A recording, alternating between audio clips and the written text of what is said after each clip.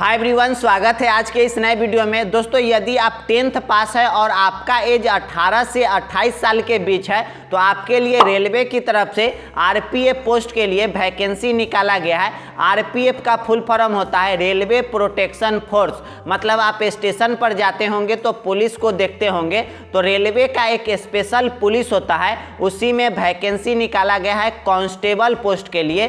तो इस वीडियो में आपको इस वैकेंसी के बारे में आपको डिटेल्स जानकारी देंगे। इस वैकेंसी को आप कैसे भरिएगा, कब तक भरिएगा और इसमें सिलेक्शन कैसे लीजिएगा, तो मतलब इस वैकेंसी के बारे में पूरी जानकारी देने वाले हैं। तो वीडियो को अंत तक देखिएगा ताकि इस वैकेंसी के बारे में पूरी जानकारी हो सके और आप एग्जाम देकर सिलेक्शन ले सके। तो चलिए वीडियो को शुरू करते हैं। उससे पहले आपसे रिक्वेस्ट है कि अभी तक चैनल को सब्सक्राइब नहीं किए हैं तो चैनल को सब्सक्राइब कर लीजिए, क्योंकि इसी तरह के इन्फॉर्मेटिव वीडियो आगे भी मिलता रहेगा। तो चलिए वीडियो को शुरू करते हैं।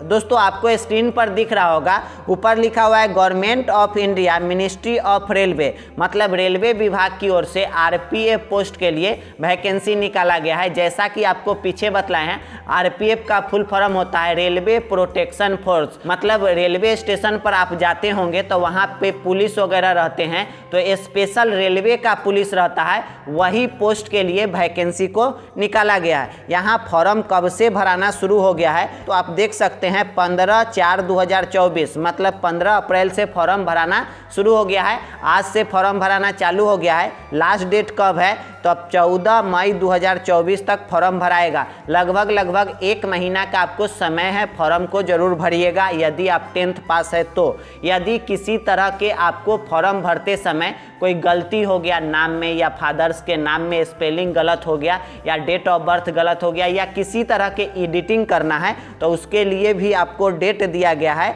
फॉर्म भर लेते हैं, उसके लास्ट डेट हो जाता है तो 15 मई से लेकर 24 मई तक आप फॉर्म में एडिटिंग सुधार करवा सकते हैं। उम्मीद करते हैं यहाँ तक आप समझ गए होंगे। आगे बढ़ते हैं कि आरपीएफ में कौन सा पोस्ट है, तो कांस्टेबल पोस्ट के लिए वैकेंसी को निकाला गया है।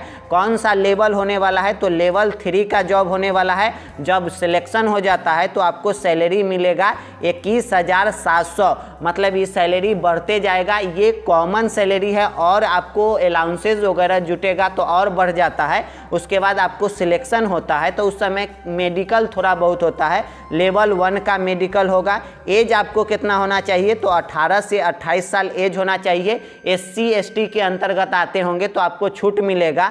ये जनरल के लिए 18 से 28 साल आपको जनरल के अंतर्गत आएगा। SC के अंतर्गत आएंगे या ST के अंतर्गत आएंगे तो आपको 5 साल और छूट मिलेगा, और OBC के अंतर्गत आएंगे तो 3 साल के और छूट मिलने वाला है। ये जनरल एज है 18 से 28 साल। SC ST वाले या OBC वाले के लिए एज में छूट मिलने वाला है। उसके बाद पोस्ट कितना है तो 4208 पोस्ट पर वैकेंसी को निकाला गया है। दोस्तों, आगे बात करें कि इस फॉर्म को भरिएगा तो फी कितना लगेगा, तो जनरल और OBC होंगे तो आपको 500 रुपया लगने वाला है, और जब आप एग्ज़ाम दे लीजिएगा तो आपको 400 रुपया रिफंड हो जाएगा। तो फॉर्म भरते समय आप अपना अकाउंट डिटेल्स दे दीजिएगा, तब तो उस अकाउंट में आएगा। कभी कभी क्या होता है कि साइबर कैफ़े वाला भी अपना अकाउंट दे देता है तो उसके अकाउंट में चल जाएगा तो आपको पता नहीं चलेगा। तो फॉर्म भरते समय आप अपना अकाउंट डिटेल्स दीजिएगा, ताकि आप एग्ज़ाम जब दे लीजिएगा तो 500 रुपया जो पे किए हुए रहिएगा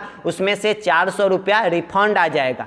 ये जनरल और OBC वाले के बतलाए हैं। आगे SC ST या फीमेल होंगे आप तो आपको 250 रुपया फी लगेगा। जब आप एग्ज़ाम दे लीजिएगा तो आपको 250 के 250 रिफंड हो जाएगा। तो ये भी बात ध्यान में रखिएगा। आई होप कि यहाँ तक आप समझ रहे होंगे। दोस्तों, आगे बात करते हैं कि फॉर्म जब भर लीजिएगा तो आपको CBT एग्ज़ाम देना होगा। उसके लिए एडमिट कार्ड आएगा। CBT में 120 क्वेश्चन पूछेगा। 10th लेवल के 90 मिनट का आपको समय दिया जाएगा। 1/3 नेगेटिव भी रहेगा। याद रखिएगा, अगर 3 गो क्वेश्चन गलत करते हैं तो आपको 1 नंबर काट लिया जाएगा। ये भी ध्यान रखिएगा। 120 गो क्वेश्चन पूछेगा, 90 मिनट में बनाना होगा। 10th लेवल के क्वेश्चन रहेगा। उम्मीद करते हैं यहाँ तक समझ गए होंगे। GK GS मैथ रीजनिंग ये सब क्वेश्चन पूछता है, ये सब आपको पढ़ना पड़ेगा।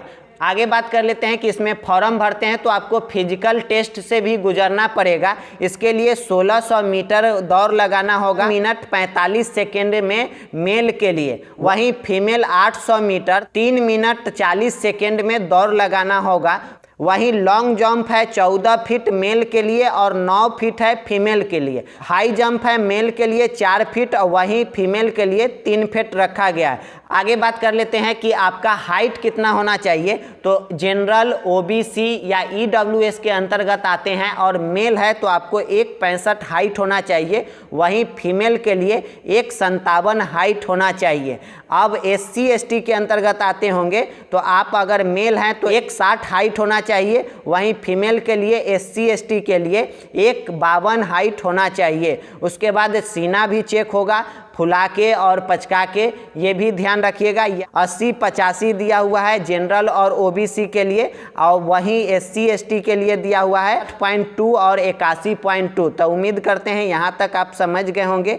आप इस फॉर्म को कहीं भी भर सकते हैं, मुजफ्फरपुर, चेन्नई, अहमदाबाद हो गए, अजमेर, गोरखपुर, पटना, कहीं भी इतना दिया हुआ है, इसमें कहीं भी आप फॉर्म को भर सकते हैं। चलिए आगे बात कर लेते हैं, मेन टॉपिक पे बात करते हैं, क्योंकि ये पूरा पेज जो है ना वो 23 पेज में है। तो मेन टॉपिक को हम लोग पकड़ेंगे, उस पर डिस्कशन करेंगे।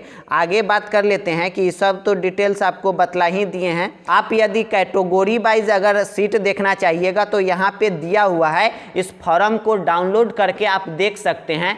कहाँ से देखिएगा तो लिंक डिस्क्रिप्शन में दे दिए हैं, वहाँ से जाके डाउनलोड कर सकते हैं, वहाँ से फॉर्म भी भर सकते हैं। यदि आप अभी तक टेलीग्राम ज्वाइन नहीं किए हैं तो टेलीग्राम सज्जाद फैंस नाम से बना हुआ है, वहां भी ज्वाइन कर लीजिए, क्योंकि पीडीएफ फाइल जितना होता है वहां शेयर करते रहते हैं। कोई अपडेट भी आता है तो वहां भी शेयर करते रहते हैं, तो वहां जाके ज्वाइन कर लीजिएगा। उम्मीद करते हैं यहां तक आप समझ गए होंगे। किसी तरह के कोई डाउट रह गया होगा इससे रिलेटेड तो आप कमेंट बॉक्स में पूछ सकते हैं, आपका रिप्लाई ज़रूर मिलेगा। यदि आप अभी तक चैनल को सब्सक्राइब नहीं किए हैं तो जाते जाते चैनल को भी सब्सक्राइब कर लीजिए, क्योंकि इसी तरह के इन्फॉर्मेटिव वीडियो आगे भी आपको मिलता रहेगा। चलिए फिर मिलेंगे अगले वीडियो में कोई नई जानकारी के साथ। Thank you so much, bye bye.